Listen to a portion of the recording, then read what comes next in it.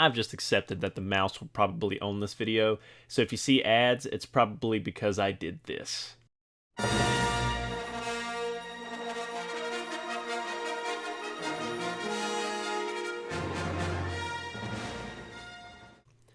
Episode 1 Racer is a fantastic masterpiece.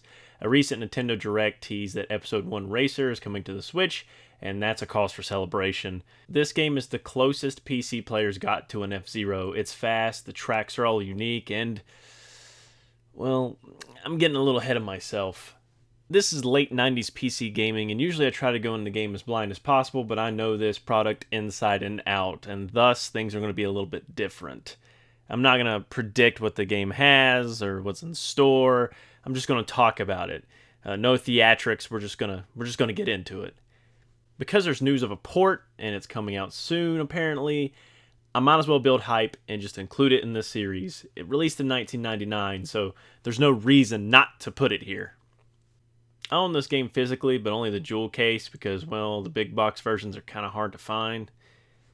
I'm going to be playing the GOG version because it runs so well. Half of my love for this game is Star Wars. I'm a huge Star Wars dork. I got toys, Adidas shoes, and it's the only reason I opened the Disney Plus app. The pod racing part of Phantom Menace is one of my favorite Star Wars moments, and I'm always curious why people say they didn't like that section. It's high-octane action. It's racing. The idea of making a game about a sport briefly covered in a movie is just ingenious. It's also nice to fans because you get more interactive lore about something that's not really talked about a whole lot, just kind of hinted at.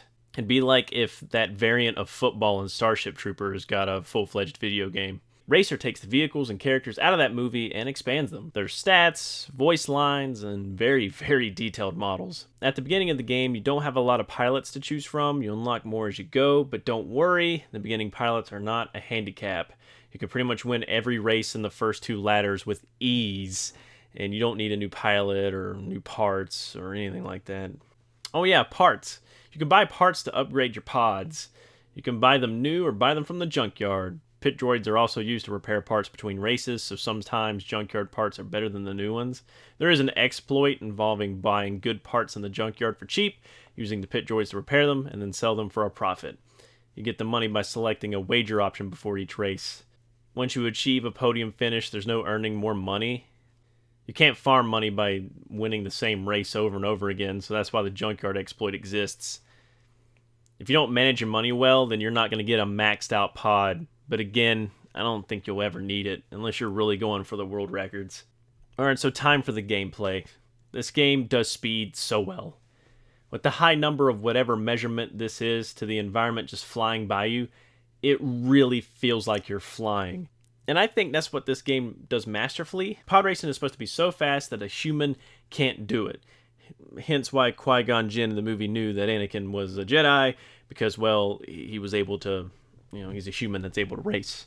To sell that point, you are moving so fast in such tight environments that it honestly feels like you're flying uncontrollably. It's very effective, and not many games achieve this level of pseudo-speed. For some reason, Rocket Knight Adventures comes to mind. And that's not even a PC game. I don't know why I thought of that. The game holds up really well graphically, too. Each planet has its own visual gimmick. Desert, tundra, junkyard, you get the idea. I feel like the speed helps mask graphical infidelities. Like maybe if I slowed down, the graphics wouldn't look as cool. But it doesn't matter because this is how you're going to see majority of the game anyway. The controls are just unbeatable. I can't think of many racing games where the keyboard controls are just fine. Usually racing means grabbing a controller or joystick. But with Racer, man, the keyboard, it just works. 95% of what you're seeing in the background was achieved with the keyboard. I don't know how they managed it, but LucasArts achieved it. But for all you joystick fans out there, you can plug in a joystick of your choice and it works just fine. I had Matt over one day and we played around with a bunch of joysticks and they all worked to some degree. The more elaborate joysticks didn't really do anything. We found that just a simple joystick with as few gimmicks as possible works best. But I rarely use a joystick. If I'm feeling like I want some of that extra immersion, sure, I'll grab a joystick. There is a slide button that makes you more accurate with your piloting, but I rarely use it. On the keyboard, you hold spacebar. On the joystick, it holds whatever you bound it to, and it makes you like drift, I guess. It allows for better accuracy because when you turn, you don't like turn a whole lot. But I don't know. I just like to fly all out, boosting every chance I get, even if it means almost setting my engines on fire. Speaking of which, you can repair your pod mid-race by holding R, kind of like Anakin did in the movie, but with less flash. Speaking of the movie, this is where one of my main complaints come in. Complaints, more like nitpicks.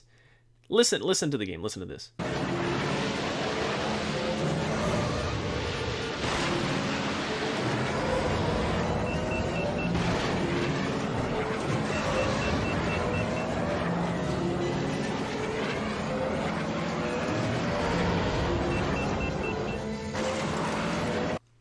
The sound design is top tier quality, especially for 1999. It helps sell the power of the pods. For Star Wars fans, a lot of these sounds are familiar. Most of it's borrowed from the movie to keep true to the subject matter. The boost sound can be heard throughout the prequels, not just through the pods. But the sound in Phantom Menace did something the game didn't or couldn't due to hardware limitations. Each pod has its own sound.